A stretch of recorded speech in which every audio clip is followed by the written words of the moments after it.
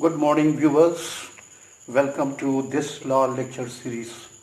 Today's topic is Writ Jurisdiction under the Constitution of India, Part 8, mixed in Hindi and English languages. Part 8 relates to writ of quo warranto. Here is the synopsis of Part 8. First point, quo warranto in general. अधिकार परीक्षा सामान्यतः.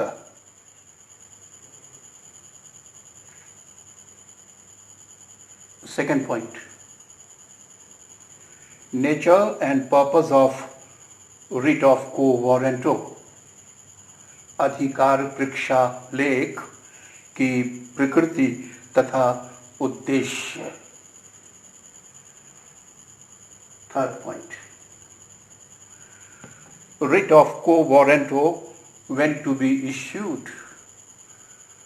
अधिकार परीक्षा लेख कब जारी किया जा सकेगा. And the last one, the writ of quo warranto when not to be issued. अधिकार परीक्षा लेख कब जारी नहीं किया जाएगा. आइए अब एक पार्ट डिस्कस करते हैं. quo warranto in general. First point, the word quo warranto is a Latin word. quo warranto Latin भाषा का शब्द है. इसका शाब्दिक अर्थ है What is your authority? What is your authority? आपका प्राधिकार क्या है.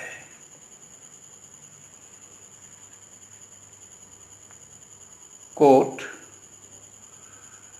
नोटिस जारी करके प्रत्यर्थी अर्थात विपक्षी से यह पूछता है कि तुम जिस लोक पद पर आसीन हो उसके संबंध में तुम्हारा प्राधिकार क्या है. Court issues a notice to the respondent and asks him to show cause under what authority he is holding the public office in question. What is your authority?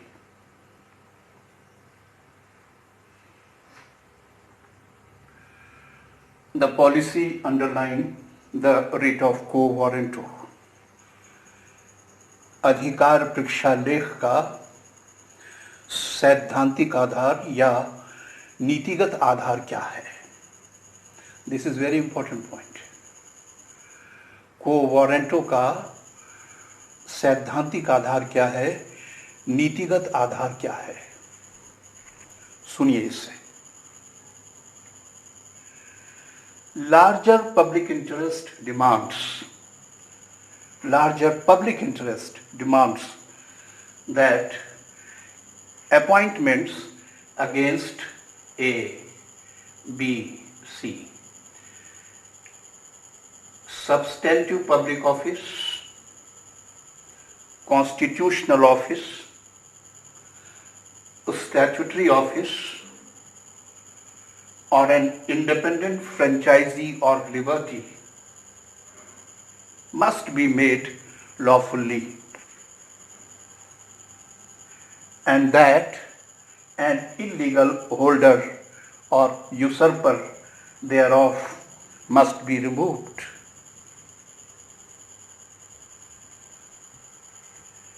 Hindi में सुनिए.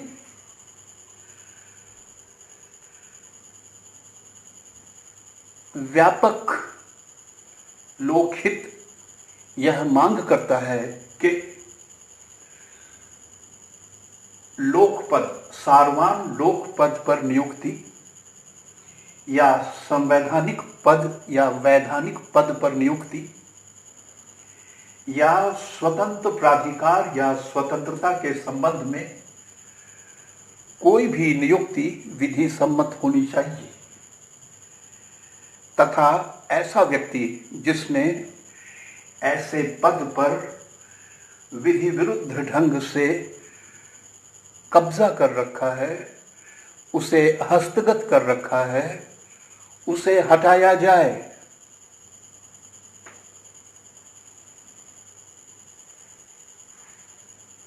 सब्सटेंटिव पब्लिक ऑफिस है, सारवान लोक पद, संवैधानिक पद है, constitutional office है, statutory office है, वैधानिक पद है, या कोई स्वतंत्र प्राधिकार या स्वतंत्रता है, इस पर विधि सम्मत नियुक्ति होनी चाहिए। और जो इसे विधि विरुद्धतः धारण कर रहा है या हथिया कर बैठा है, उसे हटाया जाए।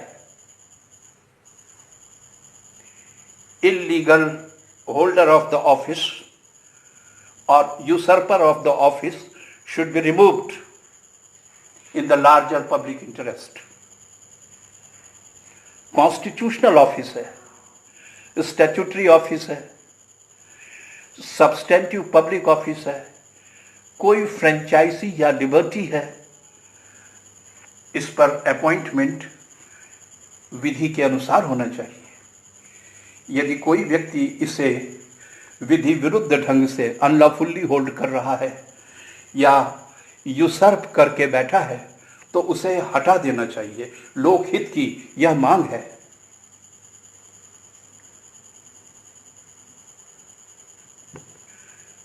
Third point, independent public office क्या है? सब्सटेंटिव पब्लिक ऑफिस क्या है? इंडिपेंडेंट पब्लिक ऑफिस क्या है? सारवान लोकपद एक ऐसा स्वतंत्र पद है जिसमें जन सामान्य हितबद्ध है।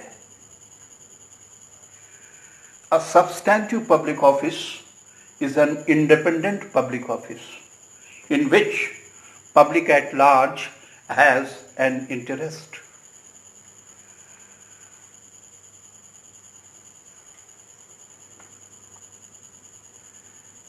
Hardly matters that the public office is held under the pleasure of the president. इस बात से कोई फर्क नहीं पड़ेगा कि वह पद प्रासाद पर्यंत धारण किया जाने वाला पद है। वो चाहे प्रासाद पर्यंत धारण किए जाने वाला पद हो या अन्यथा, सारवान लोक पद है, उसमें जनता हितबद्ध है, तो उस पर नियुक्ति विधि सम्मत ढंग से ही होनी चाहिए। If there is a substantive independent public office in which public at large is interested, may be that the office holder holds the office during the pleasure of the president. Governor का पद pleasure of president पर है। Advocate general का भी पद doctrine of pleasure के अंतर्गत है। अटॉर्नी जनरल का भी पद डॉक्ट्रिन ऑफ प्लेजर के अंतर्गत है। इससे कोई फर्क नहीं पड़ता। अगर वह डॉक्ट्रिन ऑफ प्लेजर के दायरे में आता है तो भी नियुक्ति विधि सम्मत ढंग से ही होनी चाहिए। किसी ने विधि विरुद्ध ढंग से उस पद को हथिया लिया है तो उसे हटाया जाना चाहिए।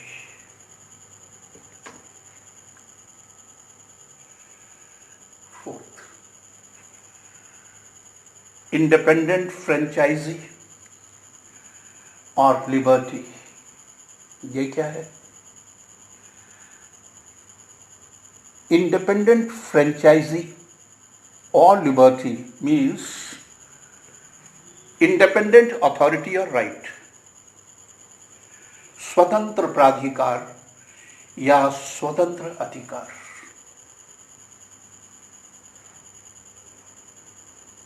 लेकिन वह फ्रेंचाइजी या अथॉरिटी या राइट प्राइवेट सर्वेंट के पक्ष में ना हो, सबऑर्डिनेट सर्वेंट के पक्ष में ना हो। कोई सबऑर्डिनेट सर्वेंट है या प्राइवेट सर्वेंट है, उसके खिलाफ को वारंटो इशू नहीं किया जाएगा।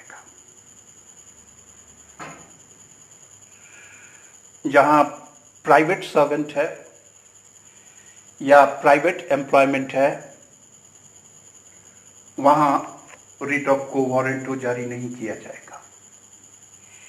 यह लेख वहीं जारी किया जाएगा जहां सब्सटेंटिव पब्लिक ऑफिस है या इंडिपेंडेंट फ्रेंचाइजी या राइट है और उस पर एक व्यक्ति काबिज है, विधि विरुद्ध ढंग से अनलॉफुली काबिज है, उसने उस पद को यूसर्प कर रखा है।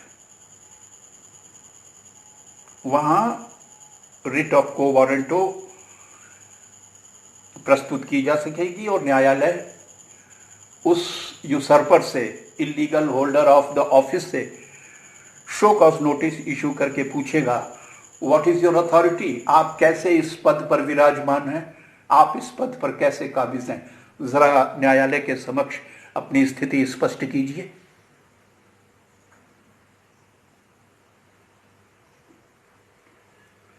Now B point. Nature and purpose of writ of quo warranto.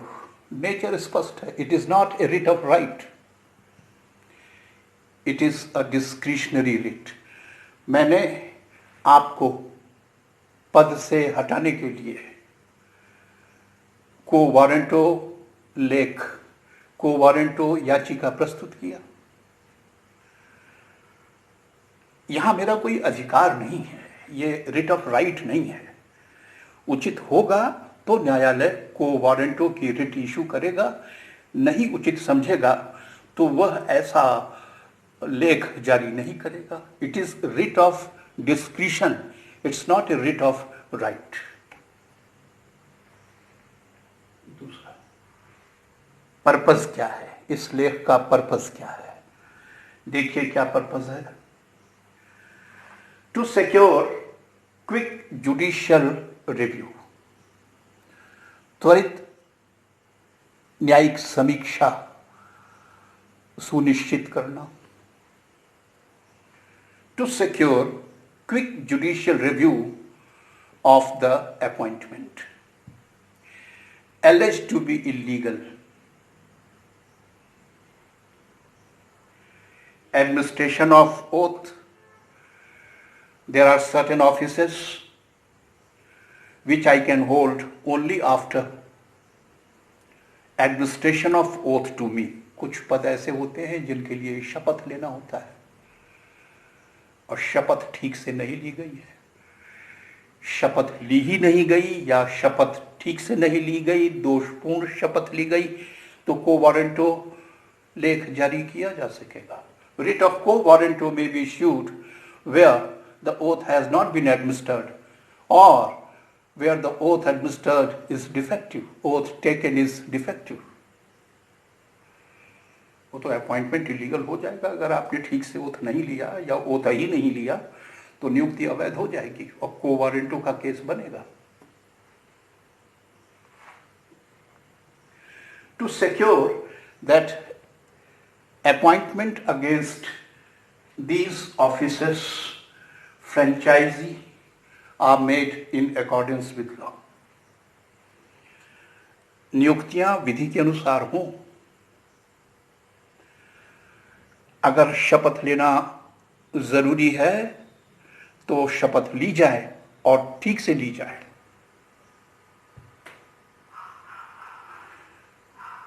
त्वरित न्यायिक समीक्षा, ये देखिए, to prevent abuse of appointment power by the executive. आप जानते हैं कार्यपालिका के पास, एग्जीक्यूटिव के पास अपॉइंटमेंट की बहुत पावर्स हैं, but they should not abuse it. They should not misuse this power. To prevent abuse of power of appointment by the executive, कार्यपालिका नियुक्ति की शक्तियों का दुरुपयोग न करे, दुरुपयोग रोकना इसका उद्देश्य है। इस शक्ति का दुरुपयोग रोकना इसका उद्देश्य है।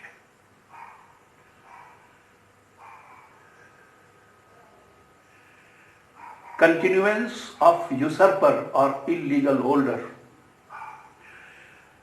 जिसने अवैध रूप से पद धारण कर रखा है या उसे हस्तगत कर रखा है, वह बना न रहे उस पद पर, उसको रोकना।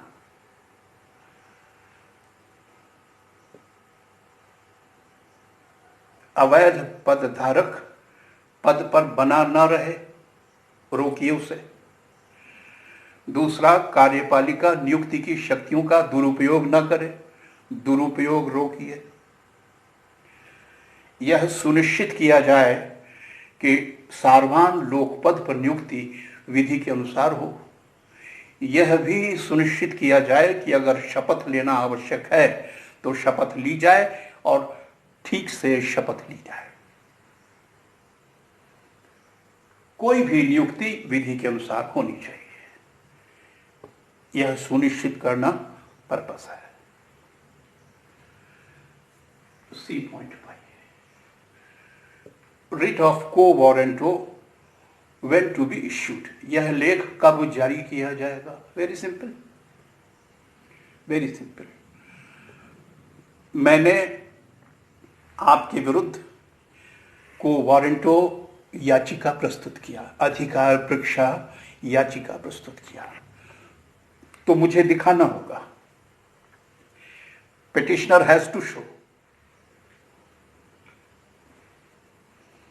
that the respondent is holding a public office illegally without any right. जो विपक्षी है, आपके खिलाफ मैंने याचिका किया है, तो ये जो विपक्षी हैं, इन्होंने सार्वभौम लोकपद को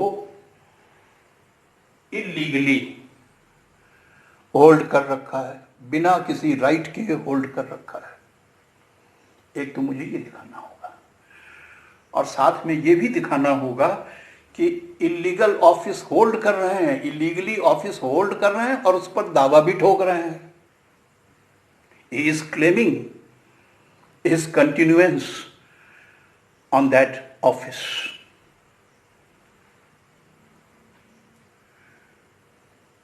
रेस्पोंडेंट यानी विपक्षी अवैध रूप से लोकपद पर काबिज है, बिना किसी अधिकार के काबिज है और साथ में वह उस पद पर दावा भी ठोक रहा है। He is setting fourth his claim against that office and he is holding that office illegally and without any right. मैं यह भी मांग करूंगा कि उसे हटा दिया जाए, उससे पूछा जाए कि उसका प्राधिकार क्या है, और अगर प्राधिकार स्पष्ट नहीं होता है तो उसे उस पद से हटा दिया जाए। लोकपद है, कोई उसकी जागीर नहीं है, लोकपद है। अगर अधिकार नहीं है उस पर काबिज रहने का और उसका अपॉइंटमेंट उस पर प्रॉपर नहीं है तो उसे हटा दिया जाए। कोर्ट ने मुझसे पूछा, पिटिशनर तुमने ये रिट ऑफ को वारंटो प्रस्तुत किया है? मैंने कहा हाँ साहब, प्रस्तुत तो किया है। कोर्ट ने मुझसे पूछा, तुम्हारा कोई डायरेक्ट इंटरेस्ट तो है नहीं? तो डायरेक्ट इंटरेस्ट होना जरूरी है क्या? क्या पिटिशनर का कोई डायरेक्ट इंटरेस्ट होना जरूरी है? नहीं, पिटिशनर का कोई डायरेक्ट इंटरेस्ट हो यह जरूरी नहीं है। दूसरा, पिटिशनर स्वयं पीड़ित है, यह भी जरूरी नहीं है। It is not necessary that the petitioner himself should be an aggrieved person. It is not necessary that the petitioner should have a direct interest.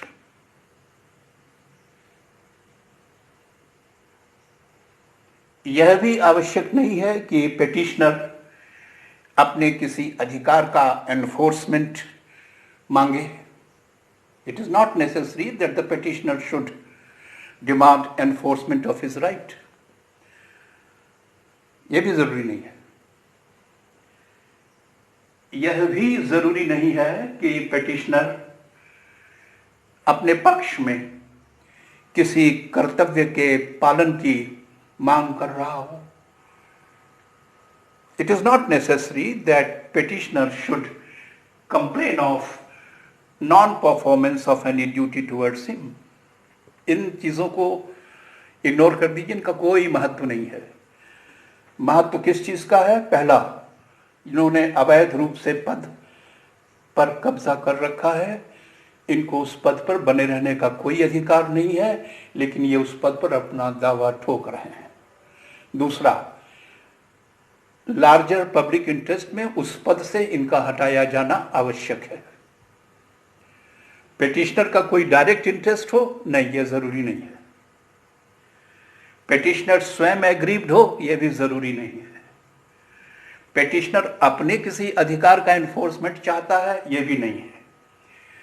Petitioner यह शिकायत कर रहा है कि उसका कोई राइट है, उस राइट को एनफोर्स किया जाए, नहीं, ऐसा जरूरी नहीं है. इन चीजों का कोई महत्व नहीं है. इतना दिखाइए और रिट जारी हो सकती है. राइट नहीं है, पहले ही कह चुका हूं, it is not a writ of right. यदि न्यायालय को उचित केस लगेगा तो वो writ of quo warranto issue करेगा. चौथा point, writ of quo warranto when not to be issued. Quo warranto कब जारी नहीं किया जाएगा? देखिए, कुछ परिस्थितियां हैं. पहला, वेक्सेशन. पेटिशनर ने जो याचिका प्रस्तुत किया है वो सिर्फ विपक्षी को परेशान करने के लिए, तंग करने के लिए है. He has filed the writ of quo warranto only to cause vexation to the respondent. नियत साफ नहीं है, सिर्फ उसे तंग करने और परेशान करने की नियत से रिट प्रस्तुत की गई है. यह याचिका सद्भावना पूर्ण नहीं है, दुर्भावना से ग्रस्त है. दूसरा, एक्विसेंस, सहमति सूचक. जब उसकी नियुक्ति की जा रही थी, रेस्पोंडेंट की नियुक्ति की जा रही थी, तब तो आप खामोश बैठे थे, सहमति सूचक बने हुए थे, बिल्कुल चुप्पी साधे बैठे थे. तो फिर स्टॉपेल. अब याचिका नहीं सुनी जाएगी. आप उस वक्त क्यों मौन धारण किए रहे और चुपचाप चीजों को देख रहे थे? रिट जारी नहीं की जाएगी. एक्विसेंस. तीसरा, फ्यूटिलिटी. मैंने आपके विरुद्ध को वारंटो याचिका प्रस्तुत किया, आपने स्वयं पद छोड़ दिया. आपको पद का लालच ऐसा नहीं है, आपने कहा छोड़िए, हटाइए, मैं छोड़ता हूं इस पद को, और आपने उस पद को छोड़ दिया. तो अब जब पद आपने छोड़ दिया, अपने आप ही छोड़ दिया, तो इस याचिका का कोई महत्व नहीं रह जाता. यह याचिका फ्यूटाइल हो गई, इनफ्रक्चुअस हो गई और निरस्त कर दी जाएगी. चौथा,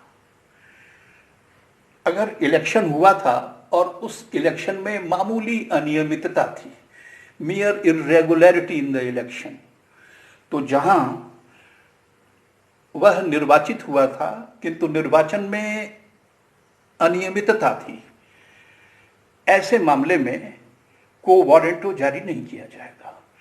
उनसे कहिए इलेक्शन पिटीशन फाइल करें, इलेक्शन पिटीशन फाइल करें एप्रोप्रिएट फोरम में. ऐसे मामलों में को वारंटो जारी नहीं होगा.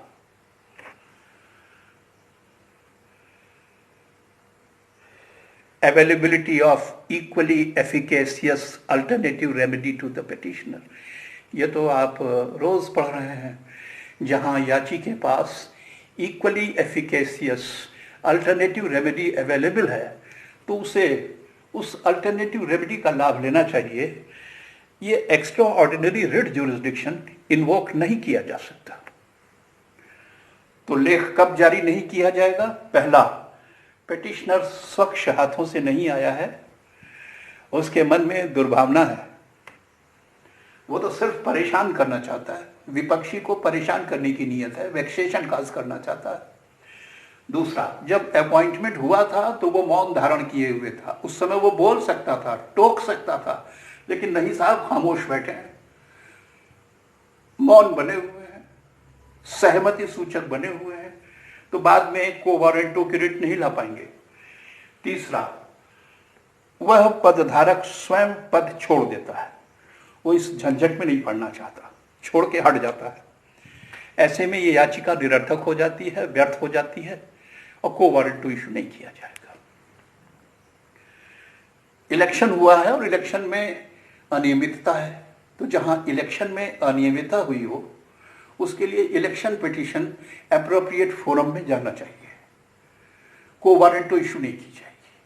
और लास्ट है, where the petitioner has equally efficacious alternative remedy available to him, writ of quo warranto will not be issued. एक केस देखिए, सोनू संपत वर्सेस जलगांव म्यूनिसिपैलिटी 1957 बॉम्बे। क्या कहा गया इसमें? बड़ा महत्वपूर्ण केस है। को वारंटो के मामले में विलंब का प्रश्न नहीं उठेगा।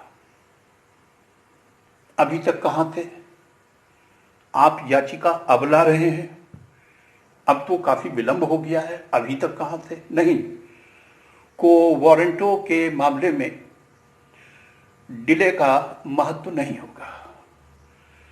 यदि वह आदमी अवैध रूप से पद पर काबिज है और कार्य कर रहा है और आपने उसके कार्य करने को चुनौती दिया है, इतना बहुत है। He is working and you have challenged his so working, such working. Here the delay is इमैटेरियल। जब जब वह प्राधिकारी कार्य करेगा, तब तब एक नया कॉज ऑफ एक्शन अराइज होगा। जब जब वह अनऑथराइज्ड ऑफिस होल्डर कार्य करेगा, तब तब एक नया कॉज ऑफ एक्शन उत्पन्न होगा। आप उसके कार्य करने के अधिकार को चुनौती देते हुए को वारंटो की याचिका प्रस्तुत करिए, इसमें विलंब का प्रश्न नहीं उठेगा। Sonu Sampat versus Jalgaon municipality 1957 Bombay. This is all for today. Thank you very much.